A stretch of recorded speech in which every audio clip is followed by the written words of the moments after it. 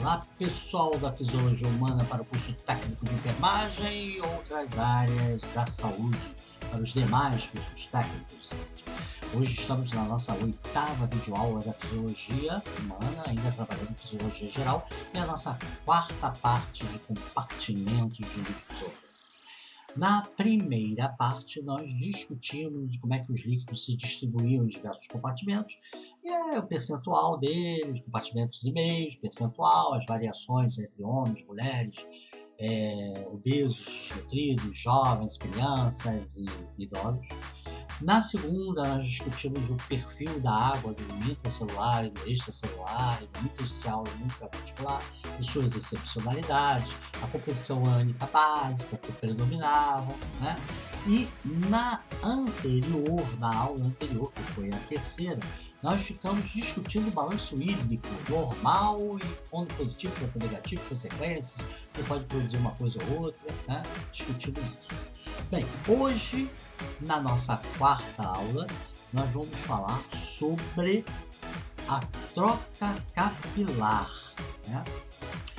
O que é a troca capilar? Então vamos lá.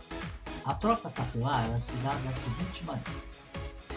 A gente tem o lado arterial,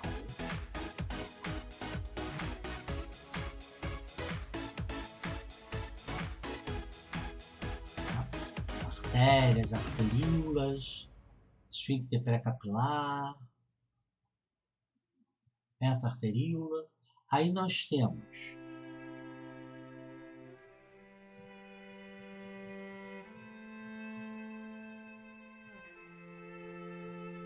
um lado, o capilar principal,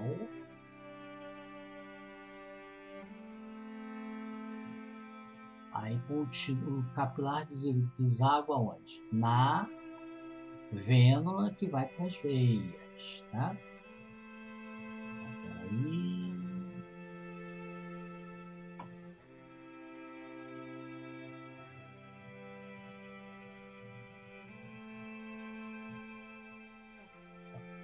Aqui tem o capilares colabados, que são os acessórios.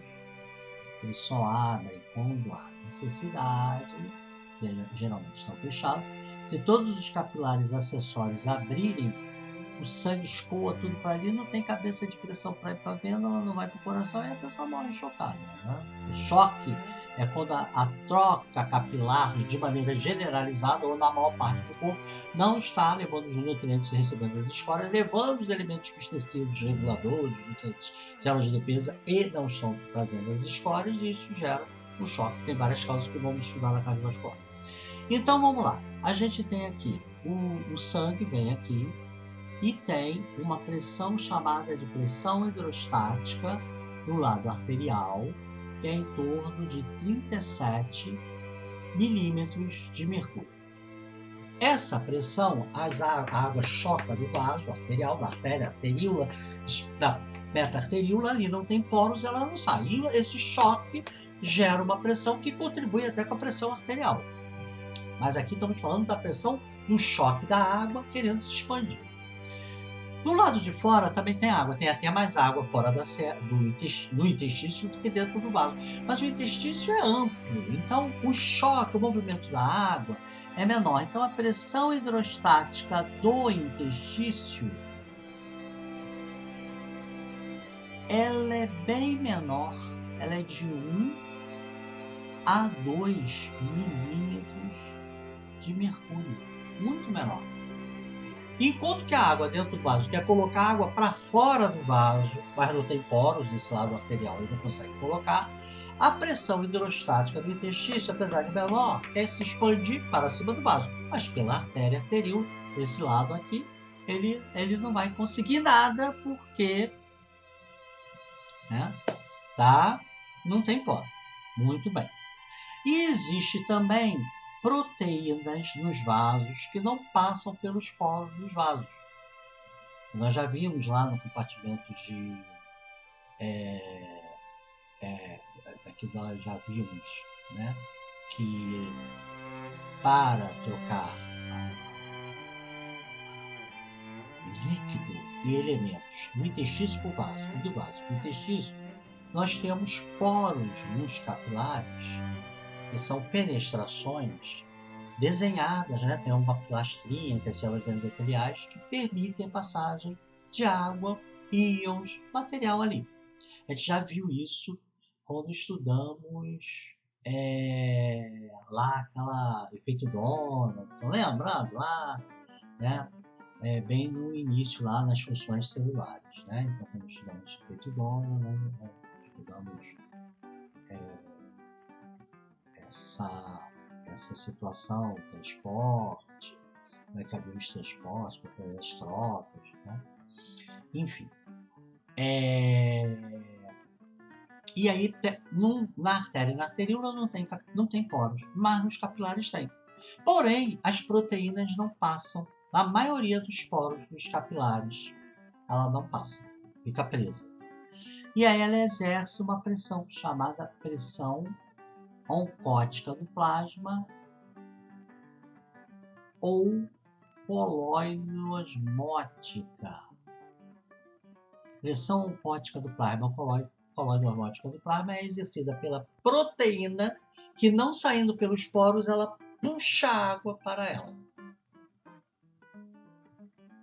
Beleza? É como se fosse uma pressão osmótica, só que a pressão osmótica nós vimos que não importa. Por exemplo, a molécula de açúcar é maior do que a de sal de cozinha, porém, se tiver 3 moléculas de sal de cozinha do lado e uma de açúcar do lado, e essas moléculas não passam pela barreira e tem água dos dois lados, a molécula de sal de cozinha, mesmo sendo menor do que a de açúcar, vai puxar mais água do que a de açúcar, porque ela tem menos. O que importa na osmose é o número, porque mesmo tendo moléculas um pouco maiores do que as outras, não é um aumento tão significativo. Então, o tamanho não interfere em si. Já aqui nas substâncias coloidais, como proteínas, peptídeos e outros, o tamanho importa o número e o tamanho. Então, a gente pode ter, por exemplo, 2 proteínas de um lado, separado por uma membrana que deixa ela passar. 2 pequenas proteínas, uma proteína mega hiper power do outro, e aquela mega hiper power puxar mais água do que perder.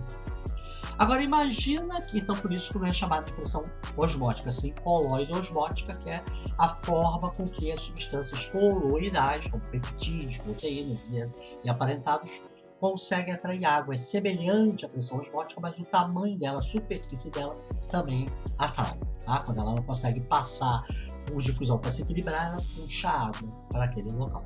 Então, a oncótica do plasma, ela corresponde a 24. Vou colocar aqui, tá? 24. Então, nós temos 2 pressões. Tem oncótica do intestício? Tem oncótica do intestício, mas é tão insignificante que nós vimos aí, acho que, se não me engano, na segunda aula de CLO, a quantidade de proteínato é grande dentro da célula e fora da célula é pouco. Quando tem, é dentro do vaso. O vaso tem proteína, o intestício não é significativo, é menos de 1. Então não interfere ali, não vou colocar para não encher a paciência. Então nós temos 2 pressões para colocar água para dentro do vaso e uma para colocar para fora. Só que no vaso arterial, seja ele qual for, nem entra nem sai porque não tem poros. Mas quando chega no capilar principal que está aberto, ou também nos acessórios se eles abrirem, tem poros. Então vai ter 2 pressões querendo colocar água para dentro e uma querendo colocar água para fora. Então vai vencer a que quer colocar água para dentro? Porque são 2 contra 1? Depende. É uma só, a pressão hidrostática do lado arterial, quando a água entra no capilar, a principal, ela está com 37. Para colocar água para fora. E aí ela tem condições, porque tem poros. Então ela pode passar e tudo que é mergulhado nela, que dê para passar no tamanho do poro, passa junto. Proteína não, porque é grande, mas o resto passa. Certos hormônios, nutrientes, células de defesa, tudo está passando. Muito bem. Agora tem 2 pressões querendo colocar água para dentro. A pressão hidrostática, né? Do lado do intestino, das águas que não foram para dentro do vaso ainda, porque não conseguiram passar pela artéria, mas ali tem poros, ela pode passar, que é 1, 2. E 24 falando isso mesmo, a água entra mesmo para cá. Não, hidrostática do capilar não vai sair não. Não, eu quero água para cá. Aí fica, então, 37 querendo colocar água para fora e 25, né, que é a soma da oncótica com a hidrostática, 25 a 26 querendo colocar água para dentro. Claro que apesar de ser duas querendo colocar água para dentro, vai vencer a 37. E aí começa a maratona aqui. Começa a perder muita água. Vai perdendo muita água pro testício. Aí vai nutrientes, vão hormônios, vão medicamentos que foram absorvidos ou que foram jogados na corrente sanguínea. E aí vai indo, tá? Aí a gente vai vendo que o que vai acontecer? Vai ter um momento que a água, no início, vai jorrando, aí ela, à medida que vai passando, ela vai diminuindo. Por quê? Porque aí a pressão hidrostática vai caindo. E aí vai chegar um momento que vai retornar. Inicialmente também retorna mais, à medida que vai entrando a água, vai retornando no volume menor.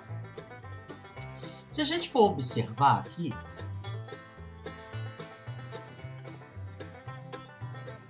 você tem um espaço maior para a saída da água do que um espaço menor.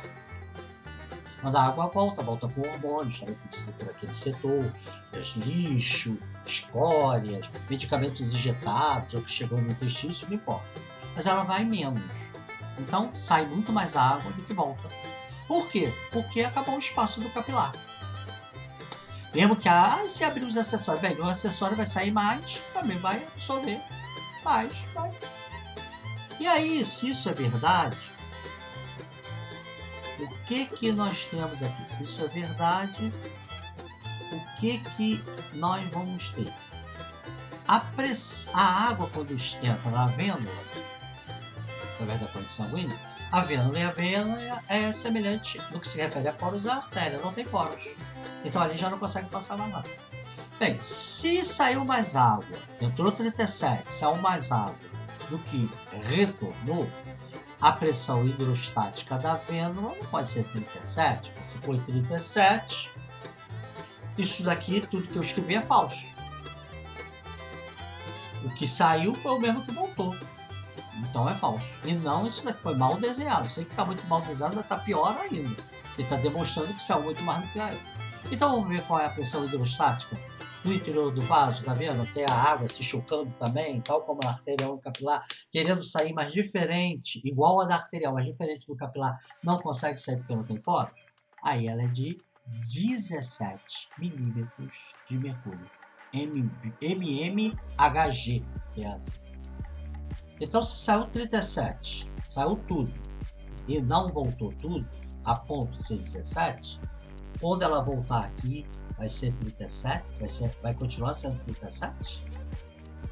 Vai. Ué, como? Para isso acontecer, teríamos que ter aqui uma hidratação direta na horta, jogando água, teríamos que ter a capacidade de produzir água endógena numa quantidade gigantesca direto do vaso. E outra coisa, nós não vimos ainda há pouco, nas entrelinhas e outras aulas aí do Vaticano, que o edema, o inchaço, é o excesso de líquido no intestino? Se começar a ter água aqui, isso está acontecendo a todo momento, pode acontecer mais ou menos, abrindo capilares ou não, mas está acontecendo a todo momento, vai chegar um momento que a pressão hidrostática não seria só de 1 e de 2, seria muito, vai ficar gigantesca, a pessoa vai ficar inchada. Muito bem, o que acontece? Também vimos quando falamos de transporte, efeito Doppler, que as proteínas geralmente não passam por esses poros nos capilares, mas que às vezes poderia por pinocitose, que a gente sabe que é induzida por hormônio, mas não sabe nem qual o motivo disso. A pinocitose ela pode ser jogada pelo intestino. Bem, se ela é jogada, por que ela fica pouca? Porque ela não volta aqui pelo poro. Né? Nem aqui onde volta a água ela vai voltar. Bem, essa proteína que eventualmente sai por processo inflamatório ou por essa pinocitose que a gente sabe para que serve, e o excesso de água que sai na troca capilar, como é que ele é jogado de volta para a corrente sanguínea? Para não acumular aqui e não depauperar a corrente sanguínea. Aí é pela rede linfática. Em volta disso tudo aqui, tem vários vasos linfáticos que drenam o líquido do intestino e jogam aqui no ducto torácico, que fica à esquerda. Esse ducto torácico ele deságua da veia subclávia, aqui abaixo da clavícula, e joga esse material. Esse ducto torácico, além de levar lipoproteínas produzidas pela absorção de lipídios e colesterol lá no intestino, ele também, e outras funções mágicas, nós vamos estudar isso no segundo semestre, ele também leva líquido líquido do intestino. Por isso que a composição iônica dele é igual ao do intestino, viu? Algumas aulas atrás. Ele não era intestino, mas era considerado do meio intestinal. E leva essas proteínas e deságua. Então, quando volta aqui, ó, para o lado arterial, ou seja, igual qual for artéria, ele já é 37 novamente, e aí fica nessa brincadeira. Então, todas as vezes, sem exceções, em que a gente tem um excesso de líquido no intestino, todas as vezes, e que quais os motivos disso nós veremos na última videoaula. Aí finalmente estamos anunciando a última já há um tempão, mas realmente a última, vamos estudar a fisiopatologia do edema, quando a gente tem um excesso de líquido no intestino por alguma alteração nessa troca capilar, em algum ponto aqui que nós vamos discutir na nossa outra aula, e que sobrecarrega o linfático, que o linfático não consegue drenar aquilo tudo, ou por um defeito no linfático, de repente a troca está toda boa, mas o linfático não está cumprindo suas funções, nós vamos detalhar isso na outra aula, aí vai acumular água, líquido, e aí vai dar o que a gente chama de edema. Bem, a gente então tem duas fisiopatologias ligadas aqui ao compartimento de líquido orgânico. Uma a gente já falou por alto em diversos momentos, que é o desequilíbrio eletrolítico, a hiperidratação e a perda de água e eletrólise levando à desidratação. Isso nós vamos detalhar mais na aula de água, lá no finalzinho de água, em nutrição e dietética. Quem não está acompanhando só a fisiologia, quiser assistir isso lá na nutrição e dietética, vai estar lá no finalzinho dos vídeos sobre água. Porém, a outra fisiopatologia são os edemas, os inchaços, que é excesso de líquido no intestino, quando a quantidade de dragagem do linfático foi superada e ele não consegue compensar. Ou por um defeito do linfático, ou por uma troca alterada de maneira tão significativa que ultrapassou a capacidade fisiológica do linfático.